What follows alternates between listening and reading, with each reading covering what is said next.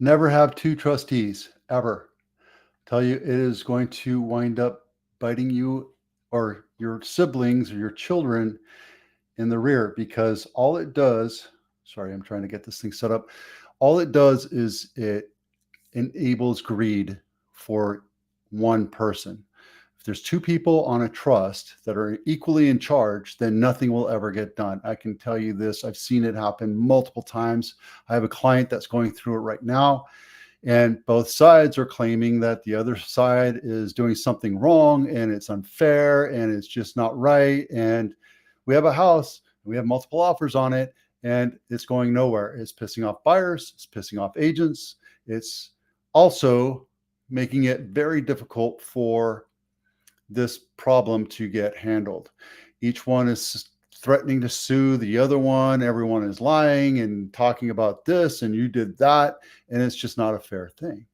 At the end of the day, when you buy a house, put the house into a trust and have one trustee.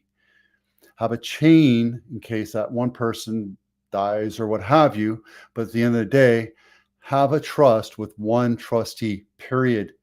I can guarantee you you're solving the purpose of a trust is to solve the problem after you pass, right? Death and taxes. Those are two sure things that you get to do in life. You get to see in life. Death, there's nothing you can do about it. Taxes, there's loopholes that you can do that are legal, and billionaires are doing it to lower it, but you still will have to pay taxes. Trusts help alleviate that whole thing. And now, because one person forced the previous owner to put them on the trust, now we're having massive issues with having a trust and having to mitigate the entire estate. It's just been a horrendous nightmare for my client. And I feel sorry for both of them, because both of them think that they're in the right. Not really my choice to judge, but at the end of the day, don't just make it simple. Clearly write out the paths of how you want your estate to be handled. Now, it could be worth $5, or it could be worth $5 million or $50 million. It doesn't really matter, but write out who gets what. Let that be the law of your estate, and let that happen. There's nothing saying that siblings will sue each other anyway, but it just alleviates a lot of problems in the long run. You thinking about buying a new home?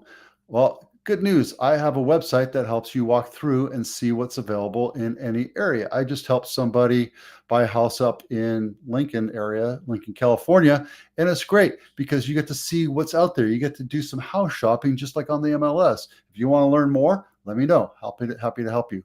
Rates have gone up again. We're almost 7% for a 30-year jumbo, and we're over the 6% mark for VAs. Why is this happening? I don't know, guys. Politics. We're trying to slow down the economy. I don't know. It just is. What's this? What's happening though is it's slowing down the market for real estate for sure. The car market's hurting right now. And the health market's hurting, and the credit card market's hurting. Commercial property is hurting real bad right now. And maybe that's what they're trying to do, is force commercial to come down in price so it's more manageable. Who knows? But rates are up. You can get them down below 6 if you want, but I don't know if it'll be worth your time to get it down to 5.5. Okay. Oh, this property right here, what you get for $2 million is right here, and it's a fire map. I always talk about fire, right? Now, it's in Almaden area, right? I live over here. This is Almaden. Everything on this area is orange. It's moderate or high fire map right here. And there are homes back here that align next to it. Now, this is the golf course, I believe. No, golf course is down here, right here. So, no, these are just the hills of Almaden, but these house back into it, and that means it's pretty close to the fire zone. What does that mean? It means Bureau of Land Management, the county, and everything. This is all county park right here. They have to manage this. They have to lower the fire expectation. And are they doing it? I don't know. Have a home inspection checklist before you put your house on market. Make sure you do a walkthrough and fix little tiny things, because the little tiny things will lead into buyers looking at your house as imperfect. No house is ever perfect, but it allows you to go through and fix cracks and fix appliances and plugs and outlets and switches, etc., to make sure that everything works right when you do bring an inspector in. Make sure you download this. This is the house I was looking at here in the fire map on Paso Los Cerritos. Had it here and then it disappears because I don't know. That's just the way the map is, but there you go. It's close to it. It's across the street from Camden Ave, but it's still close to the fire range, something you have to be aware of. And there's always options to look. But I wanted to look at this because it's a brand new listing. What you get for $2 million in Santa Clara County, 4-bedroom, 2.5 bath, over 2,000 square feet, built in 1972. And it's a nice looking house. We were looking at buying, before we bought this house, we were looking at buying a house with the same floor plan. I don't really like it because your entryway is blocked by the stairwell, but that's what you get for $2 million, guys. Look at that. I like the granite countertops. I'm kind of a fan of granite. That just happens to be how I am. Looks like everything was updated and remodeled, even including a white, glossy white fridge. Never saw that. A nice pool. Yeah. A little bit dated bathrooms. But you have a nice pool and a nice pergola to keep the sun off. The living area. This is a nice split level. These are great for living on hills, but I digress. It's a beautiful house. And I love the fact that they have floor plans. Guys, if you're going to list a house, make sure your agent puts floor plans into the house, because this allows buyers who are on the internet to take a look at your house and see how it's laid out without having to go to your house. Well, you want them to go to your house anyway, but that's beside the point. You see, here's the living room. Here's the stairway or the entryway, and their stairwell goes right there. So it's right there. But that's that. What you get for $2 million in Santa Clara County. What you get for $1 million. This is awesome. Marie Court, 4-bedroom, 2-bath, 1,400 square feet, built in 1970. And this is in my area in Blossom Valley.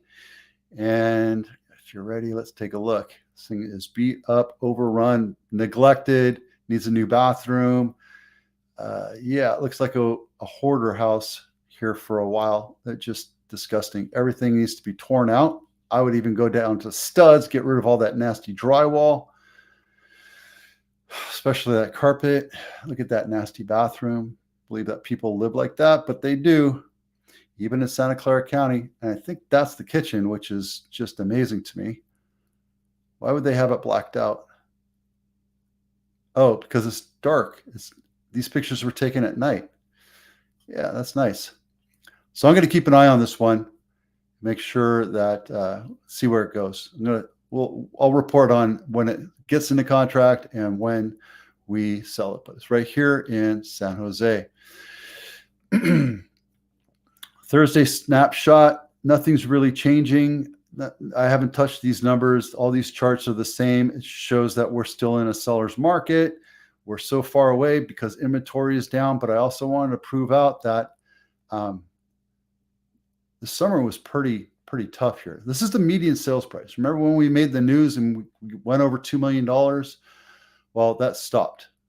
We were over $2 million as a median price in May. And after that, it just kept dropping down. And now we're back up to 1.9. However, this is median price. The average sales price is 2.2 and change. And here's a little bit more. If you remember, I follow a guy named Ryan Lundquist. He's an appraiser up in Sacramento, and he's kind of my muse with these charts. So I copy his charts, share it with him so that he knows that I'm copying him. Give him kudos because, I don't know what people want, but apparently people want charts like this. This is telling. 20 years ago, we had almost 20,000 units for sale or new listings for sale up to September. That means we went over 20,000 units for sale 20 years ago. And then 2008 happened and popped up on the inventory happened because short sales and bank owned, and everybody bought bank owned properties for a couple of years. And then inventory just kind of started shrinking because people saw real estate as an asset. So if you had the money and you can afford to keep the house that you were in and you wanted to buy another house, you would keep that house, rent it, take some of the money out and put it down on another house. So that's why we're having problems with this, along with institutional buyers like BlackRock and Vanguard. They're all buying up properties, and we're not building a lot of new homes or enough new homes to fill the gap between people that are wanting to buy a house, population growth, and people that are doubling up on houses. So there you go. That's it for now. I'm Vito with Abitano. Thanks for watching. Have a great weekend. Have a great Fleet Week weekend, and we'll see you out there.